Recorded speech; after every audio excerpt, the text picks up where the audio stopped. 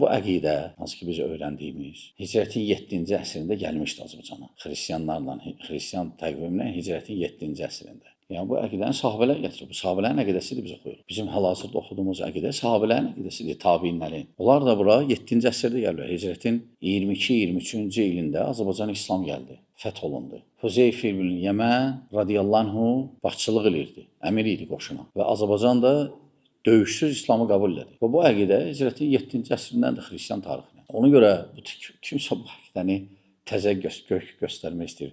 O kimlər ki deyir təzədir, onlar təzədir. Olan burada təxminən 4 əsrdə əqidələri. O da məlumdur necə yayılıb və ya başqaları. Aydın qardaşlar, kim bilir, bilir. Kim bilmir, öyrənsin. Bu belə kitabları oxumaq, 2-ci əsr, 3-cü əsr, 4-cü əsr, 5-ci əsr, 6-cı əsr, bunlar hələ o cür insanlara cavabdır, cahillərə, insanları alladanlara.